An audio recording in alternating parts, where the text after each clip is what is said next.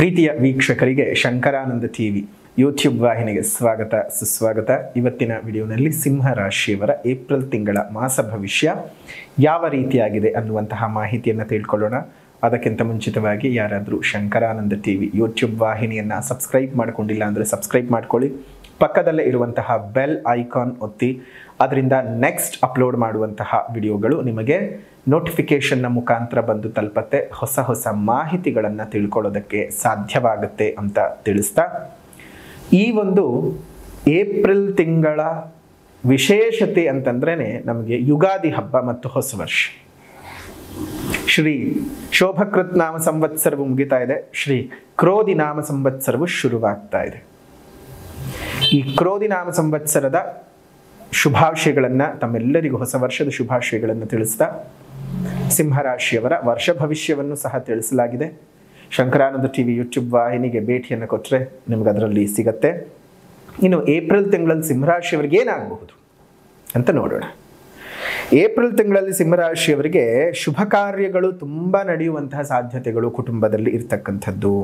ಈ real estate ಕೆಲಸವನ್ನು ಮಾಡುವಂಥವರಿಗೆ, real estate ಏಜೆಂಟ್ಗಳಾಗಿರ್ತಕ್ಕಂಥವರಿಗೆ, ಈ ಕ್ರಯ ವಿಕ್ರಯಗಳಿಂದ ಮಾರಾಟ ಮಾಡುವಂತಹ ಬ್ರೋಕರ್ಗಳಾಗಿ ಕೆಲಸವನ್ನು ಮಾಡುವಂಥವರಿಗೆ, ಮಧ್ಯವರ್ತಿಗಳಾಗಿ ಇರ್ತಕ್ಕಂಥವರಿಗೆ ಬಹಳ ಲಾಭಾಂಶಗಳು ಯಥೇಚ್ಛವಾಗಿ ಸಿಗ್ತಕ್ಕಂತಹ ತಿಂಗಳು ಅಂತಲೇ ಹೇಳಬಹುದು. ಅದರಲ್ಲೂ ಈ ಭೂ ವ್ಯವಹಾರಗಳಿಂದ ನಿಮಗೆ ಹೆಚ್ಚಿನ ಧನಲಾಭವೂ ಸಹ ನಿಮಗೆ ಬರ್ತಕ್ಕಂಥದ್ದು ಉಂಟಾಗುತ್ತೆ. ತುಂಬಾ ಏನಾದರೂ ನಿಮಗೆ ವಿಶ್ರಾಂತಿ ಇಲ್ಲ, ತುಂಬ ಸುಸ್ತಾಗ್ತಿದೆ, ಏನೋ ಒಂದು ರೀತಿ ದುಃಖ ಅಂತ ಅನ್ನುವಂತಹ ವಾತಾವರಣಗಳೇನಾದರೂ ಇದ್ದರೆ ಏಪ್ರಿಲ್ನ ತಿಂಗಳಲ್ಲಿ ಅದೆಲ್ಲವೂ ಸಹ ಆಚೆ ಬರ್ತಕ್ಕಂಥದ್ದು ಆಗತ್ತೆ. ಒಂದು ಒಳ್ಳೆ ರೀತಿಯಾಗಿರ್ತಕ್ಕಂತಹ ಒಳ್ಳೆ ರೀತಿಯಾದ ಗುಣಮಟ್ಟದ ಜೀವನವನ್ನು ನಡೆಸೋದಕ್ಕೆ ಸಾಧ್ಯವಾಗುತ್ತೆ. ಸಿಂಹರಾಶಿಯವರು ವಾಹನಗಳಿಂದ ಒಂದಿಷ್ಟು ಮತ್ತು ಪ್ರಯಾಣದಿಂದ ಒಂದಿಷ್ಟು ತೊಂದರೆಗಳು ಅನ್ನೋದು ಈ ತಿಂಗಳಲ್ಲಿ ಕಾಣ್ತಾ ಇದೆ. ತುಂಬ ಹುಷಾರಾಗಿರಬೇಕು. ಎಲ್ಲೋ ಹೋಗ್ತಾ ಇರ್ತೀರಿ, ಇದ್ದಕ್ಕಿದ್ದ ಹಾಗೆ ಅಪಘಾತ ಆಗುವಂತಹ ಯೋಗದ ಫಲಗಳು ಕಾಣಿಸ್ತಾ ಇದೆ. ಪ್ರಯಾಣದಲ್ಲಿ ಅವಘಡಗಳು, ಧನ ನಷ್ಟಗಳು ಆಗ್ತಕ್ಕಂತಹ ಸಾಧ್ಯತೆಗಳಿದ್ದಾವೆ. ಈ ವಿಚಾರದಲ್ಲಿ ಸಿಂಹರಾಶಿಯವರು ತುಂಬ ಜಾಗ್ರತೆಯಾಗಿ ಇರ್ತಕ್ಕಂಥದ್ದು ಒಳ್ಳೆಯದು. ವಿದ್ಯಾರ್ಥಿಗಳಿಗೆ ವಿದೇಶ ವ್ಯಾಸಂಗಕ್ಕೆ ಹೋಗೋದಕ್ಕೆ ಏನಾದರೂ ಪ್ರಯತ್ನಿಸ್ತಾ ಇದ್ದರೆ ವಿದ್ಯಾರ್ಥಿಗಳು ಆ ಪ್ರಯತ್ನದಲ್ಲಿ ಯಶಸ್ಸು ಸಿಗ್ತಕ್ಕಂಥದ್ದಾಗತ್ತೆ. ಇನ್ನು ನಾರ್ಮಲ್ ಆಗಿರ್ತಕ್ಕಂಥ ವಿದ್ಯಾರ್ಥಿಗಳು ಅಂತಂದರೆ ಈ ಪ್ರೈಮರಿ ಎಜುಕೇಷನ್ ಮಾಡ್ತಕ್ಕಂಥವರು, ಕಾಲೇಜಿಂಗ್ ಆಗಿರಬಹುದು, ಸ್ಕೂಲಿಂಗ್, ಇಂತಹ ವಿದ್ಯಾರ್ಥಿಗಳಿಗೆಲ್ಲ ಇಂತಹ ತೊಂದರೆ ತಾಪತ್ರೆಗಳೆಲ್ಲ ಏನಿಲ್ಲ. ಒಳ್ಳೆ ರೀತಿಯಾದಂತಹ ವಿದ್ಯಾಭ್ಯಾಸದ ಪ್ರಾಪ್ತಿಯೋಗ ಇದೆ. ಕೈಗೊಂಡಂತಹ ಎಲ್ಲ ಕೆಲಸ ಕಾರ್ಯಗಳು ನೀವು ಅಂದುಕೊಂಡ ಸಮಯದಲ್ಲೇ ಮುಗಿದು ನಿಮ್ಮ ನಿರೀಕ್ಷಿಸಿದಂತಹ ಆದಾಯವನ್ನು ತಂದು ಕೊಡೋದರಲ್ಲಿ ಅನುಮಾನ ಇಲ್ಲ. ಅಶಾಂತಿ ಇರೋದಿಲ್ಲ, ತಳಮಳ ಇರೋದಿಲ್ಲ, ಉದ್ವೇಗಗಳು ಉಂಟಾಗೋದೇ ಇಲ್ಲ. ಈ ಒಂದು ತಿಂಗಳಿನಲ್ಲಿ, ಈ ಏಪ್ರಿಲ್ನ ಒಂದು ತಿಂಗಳಿನಲ್ಲಿ ಸಿಂಹರಾಶಿಯವರಿಗೆ ವ್ಯಾಪಾರ ವ್ಯವಹಾರಗಳಲ್ಲಿ ಬಹಳಷ್ಟು ಸಮಾಧಾನಕರವಾದಂಥ ವಾತಾವರಣ ಇರುತ್ತೆ. ಪಾರ್ಟ್ನರ್ಶಿಪ್ ಬಿಸ್ನೆಸ್ಸನ್ನು ಮಾಡ್ತಕ್ಕಂಥವ್ರಿಗೂ ಸಹ ಶುಭವಾದಂತಹ ರೀತಿಯಲ್ಲಿ ಬೆಳವಣಿಗೆಗಳು ಇರುತ್ತೆ. ಗೃಹ ನಿರ್ಮಾಣ ಕಾರ್ಯಗಳಿರಬಹುದು, ಹೊಸದಾಗಿರ್ತಕ್ಕಂತಹ ಕಟ್ಟಡಗಳ ಖರೀದಿಯ ಯೋಗ, ಮನೆಯನ್ನು ನಿರ್ಮಾಣ ಮಾಡಬೇಕು ಅಂತಂದ್ರೂ ಸಹ ಈ ತಿಂಗಳು ಒಳ್ಳೆ ರೀತಿಯಾಗಿರ್ತಕ್ಕಂತಹ ಯೋಗದ ಫಲಗಳಿದ್ದಾವೆ. ಚೆನ್ನಾಗಿರುವಂತಹ ತಿಂಗಳು ಅಂತಲೇ ಹೇಳಬಹುದು ಈ ಒಂದು ಸಿಂಹರಾಶಿಯವರಿಗೆ. ಅದರಲ್ಲೂ ಈ ಇನ್ನೊಂದು ತುಂಬ ಮುಖ್ಯವಾದ ಅಂಶವನ್ನು ನೀವು ಏಪ್ರಿಲ್ ತಿಂಗಳಲ್ಲಿ ಸಿಂಹರಾಶಿಯವರು ಗಮನಿಸಬೇಕಾಗಿರೋದೇನು ಅಂತಂದರೆ, ಬೇರೆಯವರ ಕಷ್ಟಕ್ಕೆ ಮರುಗಿ, ಬೇರೆಯವರ ಸಂಕಷ್ಟಕ್ಕೆ ಮರುಗಿ ನೀವು ಯಾವುದೇ ಕಾರಣಕ್ಕೂ ಈ ಒಪ್ಪಂದ ಮಾಡ್ಕೊಳ್ಳೋದು, ಹಣಕಾಸಿನ ವಿಚಾರದಲ್ಲಿ ಅದನ್ನು ಕೊಡ್ತೀನಿ ಇದನ್ನು ಕೊಡ್ತೀನಿ ಅಂತ ಮಾಡೋದು ಬೇಡ. ಸ್ವಲ್ಪ ಹುಷಾರಾಗಿರಬೇಕು. ಕಷ್ಟ ಇದೆ ಸರಿ, ಆದರೆ ಅದು ನಿಮಗೆ ವಾಪಸ್ ಬರುತ್ತಾ ಅನ್ನೋದು ಮುಖ್ಯ. ನೀವು ಕಷ್ಟಕ್ಕೆ ಸಹಕರಿಸಿ ಆಮೇಲೆ ಆ ದುಡ್ಡು ನಿಮಗೆ ಬರದೇ ಹೋದರೆ ಅದರಿಂದ ನೀವು ಸಮಸ್ಯೆಯನ್ನು ಅನುಭವಿಸಬೇಕಾದಂತಹ ತಿಂಗಳಾಗಿರುತ್ತೆ. ತುಂಬ ತುಂಬ ತುಂಬ ಹುಷಾರಾಗಿರಿ ಈ ಒಂದು ಏಪ್ರಿಲ್ನ ತಿಂಗಳಲ್ಲಿ. ಇನ್ನು ಅದೇ ರೀತಿಯಾಗಿ ಬೇರೆಯವರಿಗೆ ಸ್ವಲ್ಪ ಸಹಾಯಗಳನ್ನು ಮಾಡೋದನ್ನು ಸಿಂಹರಾಶಿಯವರು ಈ ತಿಂಗಳು ನಿಲ್ಲಿಸಬೇಕಾಗತ್ತೆ. ಇವಾಗ ನಾನು ದುಡ್ಡು ಕೊಡ್ತಿದ್ದೀನಿ, ಪರವಾಗಿಲ್ಲ, ನನಗೆ ಅದು ಬರದೇ ಇದ್ರೂ ಪರವಾಗಿಲ್ಲ ಅನ್ನೋ ಮನೋಭಾವ ಇತ್ತ ಸಹಾಯ ಮಾಡಿ. ಇಲ್ಲ, ನಿಮ್ಮ ಕಷ್ಟಕ್ಕೆ ಇಟ್ಕೊಂಡಿರೋ ಹಣನ ನೀವು ಯಾರಿಗಾದ್ರೂ ಕೊಡ್ತಾ ಇದ್ದೀನಿ, ಅಥವಾ ನಿಮ್ಮ ಹತ್ರ ಹಣ ಇಲ್ಲ, ಇನ್ನೊಬ್ಬರ ಹತ್ರ ತಗೊಂಡು ಅದಕ್ಕೆ ಬೇಕಾಗಿರ್ತಕ್ಕಂತಹ ಒಂದು ವಿಧದಲ್ಲಿ ನಾನೇನೋ ಸಹಾಯ ಮಾಡೋಕ್ಕೆ ಹೋಗ್ತಾ ಇದ್ದೀನಿ ಮಧ್ಯದಲ್ಲಿ ನಿಂತ್ಕೊಂಡು ಅಂತ ಅಂದ್ಕೊಂಡು ಮಾಡೋಕ್ಕೆ ಹೋಗಬೇಡಿ. ಅದರಿಂದ ನಿಮಗೆ ತೊಂದರೆ ತಾಪತ್ರೆಗಳು ತುಂಬ ಜಾಸ್ತಿ ಆಗುತ್ತೆ. ಸಿಂಹರಾಶಿಯವರಿಗೆ ಯಾಕಂದರೆ ಅವರು ನೋಡೋಕೆ ಹೊರಟು ಒಂಥರ ಅಷ್ಟೇ, ಆದರೆ ತುಂಬ ಒಳ್ಳೆ ಮನಸ್ಥಿತಿ ಇರ್ತಕ್ಕಂಥವ್ರಾಗಿರ್ತಾರೆ. ಒಂದು ಸಿಂಹರಾಶಿಯಲ್ಲಿ ಹುಟ್ಟಿರ್ತಕ್ಕಂಥವ್ರು ಸ್ವಲ್ಪ ಜಾಗ್ರತೆಯಾಗಿದ್ದು ಜೀವನನ ಮುಂದುವರಿಸ್ಕೊಂಡು ಹೋಗಿ ಅನಿಶ್ಚಿತವಾಗಿರ್ತಕ್ಕಂತಹ ವಾತಾವರಣ ದಿಢೀರಂತ ಉತ್ಪತ್ತಿ ಆಗ್ತಕ್ಕಂತಹ ಯೋಗದ ಫಲಗಳಿದ್ದಾವೆ ಈ ಒಂದು ಏಪ್ರಿಲ್ನ ತಿಂಗಳಲ್ಲಿ.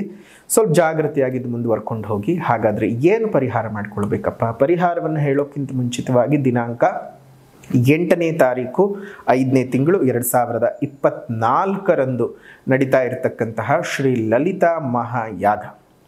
ಶ್ರೀ ಲಲಿತಾ ಮಹಾಯಾಗವನ್ನು ತಾವೆಲ್ಲರೂ ಬಂದು ಪಾಲ್ಗೊಳ್ಬೇಕು. ಎಲ್ಲಿ ನಡೀತಾ ಇದೆ ಅಂತಂದರೆ, ಶ್ರೀರಂಗಪಟ್ಟಣದಿಂದ ಮೈಸೂರಿಗೆ ಹೋಗುವಂತಹ ರಾಷ್ಟ್ರೀಯ ಹೆದ್ದಾರಿಯಲ್ಲಿ ಕಾವೇರಿ ನದಿಯ ಪಕ್ಕದಲ್ಲೇ ಇರತಕ್ಕಂತಹ ಶ್ರೀ ಗೌತಮ ಕ್ಷೇತ್ರ ಆಗಿರುವಂತಹ ಶ್ರೀ ಗೌತಮ ಮಹರ್ಷಿಗಳಿಂದಲೇ ಪ್ರತಿಷ್ಠಾಪನೆಗೆ ಒಳಪಟ್ಟಿರ್ತಕ್ಕಂತಹ ಶ್ರೀ ಲಕ್ಷ್ಮೀ ನರಸಿಂಹಸ್ವಾಮಿಯ ದೇವಸ್ಥಾನದ ಆವರಣದಲ್ಲಿ 8ನೇ ತಾರೀಕಿನಂದು ನಡೆಯಲಿದೆ.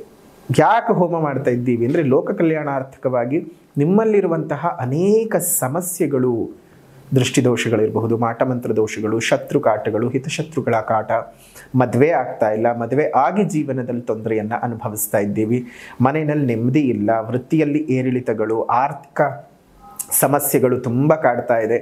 ಒಂದಲ್ಲ ಎರಡಲ್ಲ, ಒಬ್ಬ ಮನುಷ್ಯನಿಗೆ ಸಾವಿರಾರು ಸಮಸ್ಯೆಗಳು ಬಂದು ಸೇರ್ಕೊಳ್ತಾನೆ ಇರುತ್ತೆ. ಅಂತಹ ಸಮಸ್ಯೆಗಳು ದೂರ ಆಗಬೇಕು ಅಂತಂದರೆ ಈಗ ಹೇಳಿರುವಂತಹ ಒಂದು ಪರಿಹಾರದ ಕ್ರಮವನ್ನು 8ನೇ ತಾರೀಕು ನಾವೇನು ಮಾಡ್ತಾ ಇದ್ದೀವಿ ಆ ಒಂದು ಸಂದರ್ಭದಲ್ಲಿ ಬಂದು ಪಾಲ್ಗೊಳ್ಳಿ. ಹೋಮದ ನಂತರ ನಿಮಗೆ ಅಮ್ಮನವರ ಪ್ರತಿರೂಪವಾಗಿ, ಅಮ್ಮನವರ ಪ್ರಸಾದವಾಗಿ ಬಂದಂಥವರಿಗೆ ವಿಶೇಷವಾಗಿ ಶ್ರೀ ಮಹಾಲಕ್ಷ್ಮಿ ಸಮೇತ ಇರತಕ್ಕಂಥ ಶ್ರೀಯಂತ್ರದ ಡಾಲರ್ನ ಕೊಡುವಂತಹ ವ್ಯವಸ್ಥೆ ಆಗುತ್ತೆ. ಅದರಿಂದ ನಿಮ್ಮ ಜೀವನಕ್ಕೂ ಸಹ ಒಳ್ಳೆ ರೀತಿಯ ಬೆಳವಣಿಗೆಯನ್ನು ನೋಡ್ಬೋದು. ಸಾಧ್ಯವಾದಂಥವರು ಪೂಜಾ ಕೈಂಕರ್ಯಗಳಲ್ಲಿ ಬಂದು ಪಾಲ್ಗೊಳ್ಳಿ. ಸಾಧ್ಯವಾಗದೇ ಇದ್ದಂಥವರು ನಿಮ್ಮ ತನುವನ್ನು ಅರ್ಪಿಸಿ, ಮನವನ್ನು ಅರ್ಪಿಸಿ ಅಲ್ಲಿ ಬಂದು ದೇವರ ಸಾನ್ನಿಧ್ಯ ಇರುವಂಥ ಸಂದರ್ಭದಲ್ಲಿ ದೇವರ ದರ್ಶನವನ್ನು ಮಾಡಿಕೊಂಡು ಆಶೀರ್ವಾದವನ್ನಾದರೂ ತೆಗೆದುಕೊಂಡು ಹೋಗೋ ಪ್ರಯತ್ನ ಮಾಡಿ. 2 ಕಮಲದ ಹೂಗಳನ್ನು ತೆಗೆದುಕೊಂಡು ಬರೋದು ಮರೆಯೋದು ಬೇಡ. ಆ ಕಮಲದ ಹೂಗಳ ಆಹುತಿಯನ್ನೇ ಕೊಡ್ತಕ್ಕಂಥದ್ದು ವಿಶೇಷವಾಗಿ ಅಮ್ಮನವರಿಗೆ.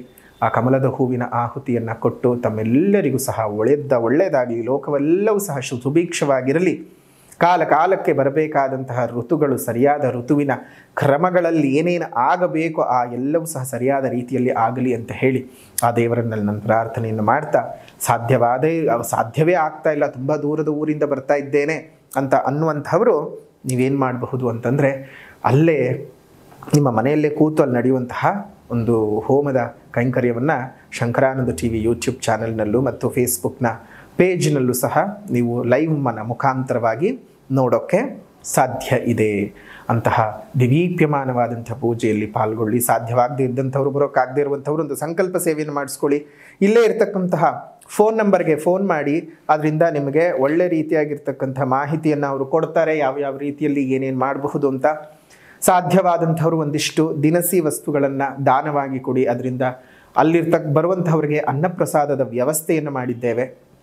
ಬಂದಂಥವರು ನಿಮ್ಮ ಹೆಸರು ಹೇಳಿ 1-2 ತುತ್ತು ಅನ್ನ ತಿಂದು ಹೋದಾಗ ನಿಮಗೆ ಇನ್ನೂ ದೇವರು ಒಳ್ಳೆಯ ಆಶೀರ್ವಾದ ಮಾಡ್ತಾನೆ. ಹಸಿದಂಥ ಹೊಟ್ಟೆಗೆ ಅನ್ನ ಹಾಕೋದು, ಗೊಬ್ಬರ ಹಾಕಿದ ಹೊಲ, ಅನ್ನ ಹಾಕಿದ ಕೈ ಯಾವತ್ತೂ ಹಾಳಾಗಲ್ಲ ಅಂತ ಹೇಳ್ತಾರೆ ದೊಡ್ಡವರು. ಅಂಥ ಜೀವನ ನಿಮ್ಮದು ಸಹ ಆಗಲಿ. ಅನ್ನ ಹಾಕಿ ಮತ್ತೊಬ್ಬರಿಗೆ, ಅದರಿಂದ ನಿಮ್ಮ ಜೀವನವೂ ಸಹ ಬೆಳಗಲಿ ಅಂತ ಹೇಳ್ತಾ, ಇನ್ನು ಏಪ್ರಿಲ್ ತಿಂಗಳಲ್ಲಿ ನೀವು ಮಾಡಿಕೊಳ್ಬೇಕಾಗಿರ್ತಕ್ಕಂತಹ ಒಂದು ಪರಿಹಾರದ ಕ್ರಮವಾದರೂ ಏನಪ್ಪ ಅಂತ ಹೇಳಿದ್ರೆ, ಮೊದಲನೇದಾಗಿ ಸಾಮಾಜಿಕ ಪರಿಹಾರ ಅಂತ ಬಂದಾಗ ಗಿಡ ಮರಗಳನ್ನು ನೆಟ್ಟು ಪೋಷಣೆ ಮಾಡಿ ಸಾಧ್ಯವಾದ ಕಡೆ.